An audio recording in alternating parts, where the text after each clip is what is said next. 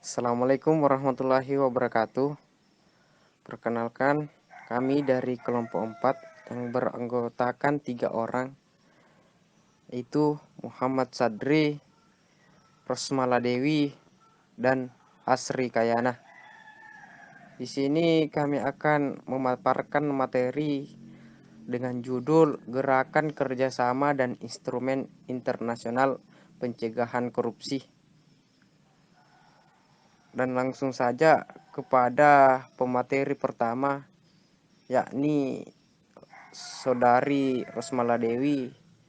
Kami persilahkan. Terima kasih Saudara Muhammad Sadri. Baiklah, Gerakan Kerjasama dan Instrumen Internasional Pencegahan Korupsi dilatar belakangi karena korupsi salah satu masalah dan tantangan besar yang dihadapi oleh masyarakat internasional pada saat ini.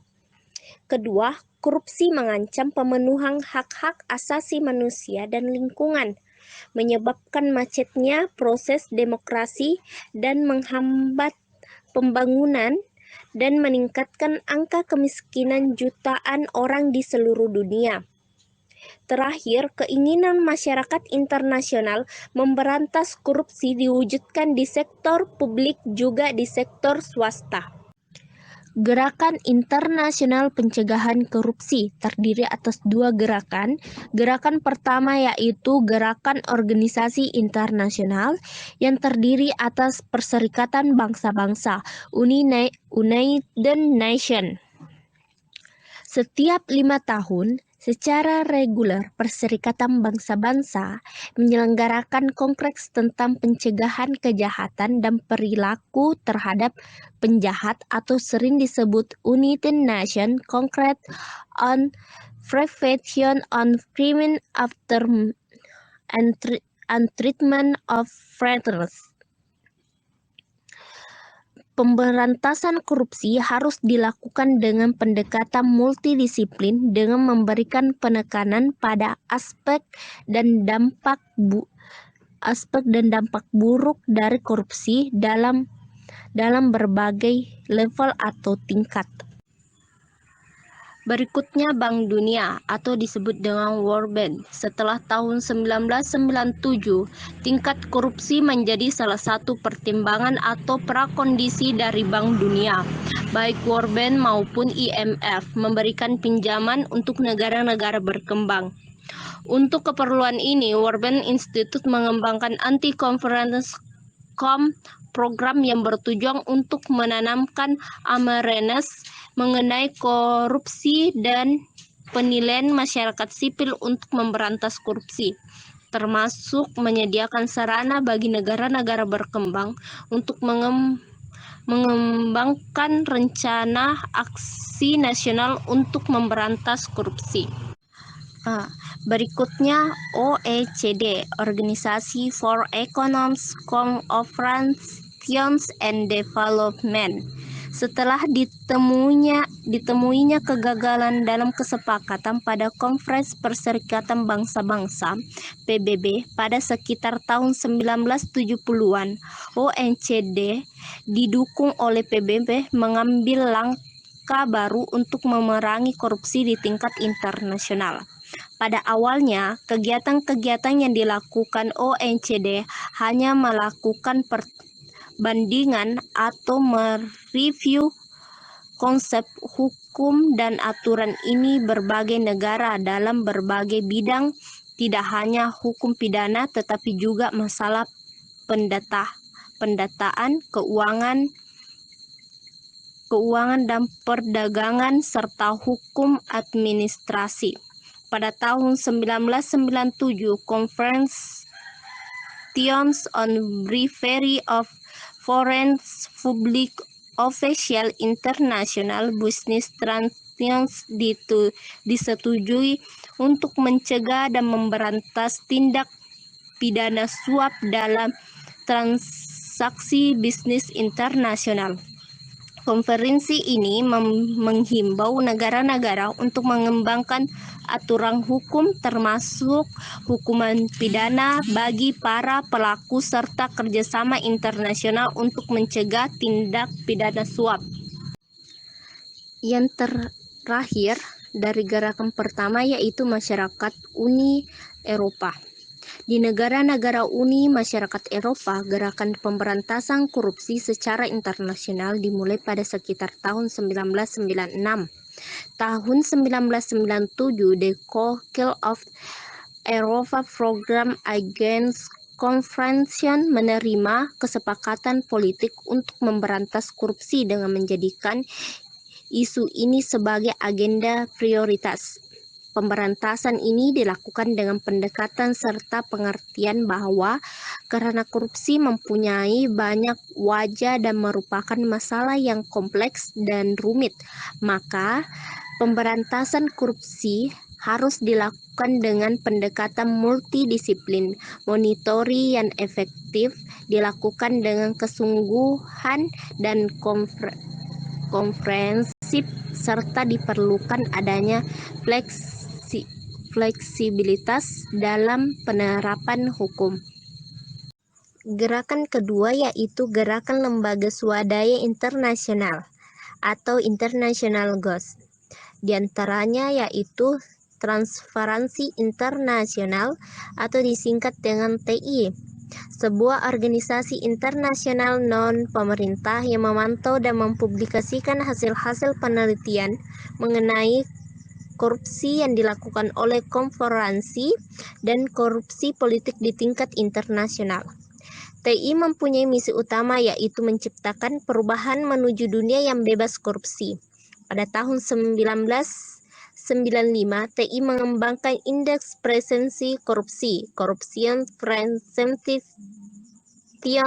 Index, atau disingkat dengan CPI.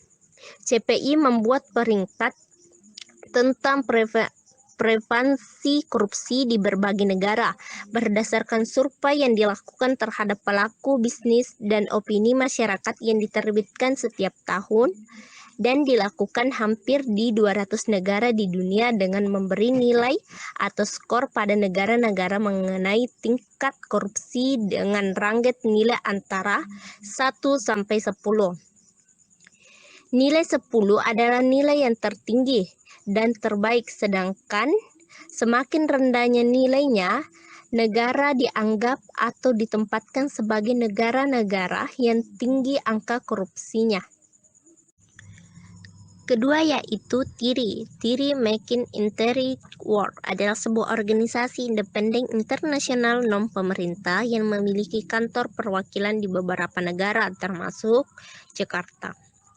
Misi dari TIRI adalah memberikan kontribusi terhadap pembangunan yang adil dan berkelanjutan dengan mendukung pengembangan integritas di seluruh dunia. TIRI berperan sebagai katalis dan inkubator untuk inovasi baru dan pengembangan jaringan. Organisasi ini bekerja dengan pemerintah, kalangan bisnis, akademis, dan masyarakat sipil, melakukan sharing keahlian dan wawasan untuk mengembangkan pengetahuan dan keterampilan praktik yang diperlukan untuk mengatasi korupsi dan mempromosikan integritas. TIRI memfokuskan perhatiannya pada pencarian hubungan sebab akibat antara kemiskinan dan tata pemerintahan yang buruk. Salah satu program yang dilakukan TIRI adalah dengan membuat jejaring dengan universitas untuk mengembangkan kurikulum pendidikan integritas dan atau pendidikan anti korupsi di perguruan tinggi. Selanjutnya, kerjasama internasional pencegahan korupsi yang dilakukan oleh KPK terdiri atas International Assistance, merupakan kerjasama internasional yang menjadi jembatan antara investigasi di tingkat nasional dan internasional. Aktivitas meliputi pertukaran informasi, joint investigation, penangkapan dan penahanan pelaku, pertukaran bukti dan saksi, pengembalian serta perampasan aset hasil tindak pidana korupsi. Kedua, International Conference, kerjasama yang dilakukan melalui Land Enforcement Network di seluruh dunia untuk mencegah kasus korupsi dalam penggunaan yurisdiksi negara asing. Karena yurisdiksi negara asing merupakan tempat modus operandi korupsi untuk menyembunyikan dan menyimpan uang hasil korupsi. Sekian dari saya dan akan dilanjutkan oleh Asri Kanaya. Instrumen internasional pencegahan korupsi terbagi atas dua. Yang pertama yaitu UNCAC, salah satu instrumen internasional yang sangat penting dalam rangka pencegahan dan pemberantasan korupsi. UNCAC ditandatangani oleh lebih dari 140 negara. Penandatanganan pertama dilakukan oleh konvensi internasional yang diselenggarakan di Merida, Yucatan, Meksiko pada tanggal 31 Oktober 2003. UNCAC terbagi atas 4, yaitu masalah pencegahan, kriminalisasi, kerjasama internasional, dan pengembalian aset-aset hasil korupsi. Yang pertama yaitu masalah pencegahan, yang menjelaskan tentang tindak pidana korupsi dapat diberantas melalui badan peradilan. Terpenting dalam konvensi didedikasikan untuk pencegahan korupsi dengan mempertimbangkan sektor publik maupun sektor privat. Salah satunya dengan mengembangkan model kebijakan preventif seperti pembentukan badan anti korupsi. Adapun contohnya seperti yang pertama yaitu peningkatan transparansi dalam pembiayaan kampanye untuk pemilu dan partai politik. Yang kedua yaitu promosi terhadap efisiensi dan transparansi pelayanan publik. Yang ketiga yaitu rekrutmen atau penerimaan pelayanan publik seperti pegawai negeri yang dilakukan berdasarkan prestasi. Dan yang keempat yaitu adanya kode etik yang ditujukan bagi pelayanan publik seperti pegawai negeri, dan mereka harus tunduk pada kode etik tersebut. Adapun contoh lainnya bisa kita lihat yang tertera di dalam PowerPoint-nya. Yang kedua yaitu kriminalisasi. Hal penting lain yang diatur dalam konvensi adalah mengenai kewajiban negara untuk mengkriminalisasi berbagai perbuatan yang dapat dikategorikan sebagai tindak pidana korupsi, termasuk mengembangkan peraturan perundang-undangan yang dapat memberikan hukum pidana untuk berbagai tindak pidana korupsi. Dan yang ketiga yaitu kerjasama internasional. Kerjasama internasional dalam rangka pemberantasan korupsi adalah salah satu hal yang diatur dalam konvensi. Negara-negara yang mendatangani konvensi ini bersepakat untuk bekerja sama dengan satu sama lain dalam setiap langkah pemberantasan korupsi, termasuk melakukan pencegahan, investigasi, dan melakukan penuntutan terhadap pelaku korupsi. Dan yang terakhir yaitu pengembalian aset-aset hasil korupsi. Salah satu prinsip dasar dalam konvensi adalah bekerjasama dalam pengembalian aset-aset hasil korupsi, terutama yang dilarikan dan disimpan di negara lain. Hal ini merupakan isu penting bagi negara-negara berkembang yang tingkat korupsinya sangat tinggi. Kekayaan nasional yang telah dijarah oleh para koruptor harus dapat dikembalikan, karena untuk melakukan rekonstruksi dan rehabilitasi, terutama di negara-negara berkembang, diperlukan sumber daya serta modal yang sangat besar. Modal ini dapat diperoleh dengan mengembalikan kekayaan negara yang diperoleh dari hasil korupsi. Instrumen internasional pencegahan korupsi yang kedua yaitu sebuah konvensi internasional yang dipelopori oleh OECD. Konvensi anti-suap ini menetapkan standar-standar hukum yang mengikat negara-negara peserta untuk mengkriminalisasi pejabat publik asing yang menerima suap dalam transaksi bisnis internasional. Konvensi ini juga memberikan standar-standar atau langkah-langkah yang terkait yang harus dijalankan oleh negara-negara peserta, sehingga isi konvensi akan dijalankan oleh negara-negara peserta secara efektif. Konvensi ini adalah konvensi internasional pertama dan salah-satunya instrumen anti korupsi yang memfokuskan diri pada sisi supply dari tindak pidana suap. Itulah tadi pemaparan kelompok kami. Lebih dan kurangnya mohon dimaafkan. Saya akhiri dengan ucapan wabillahi taufik wal hidayah. Assalamualaikum warahmatullahi wabarakatuh.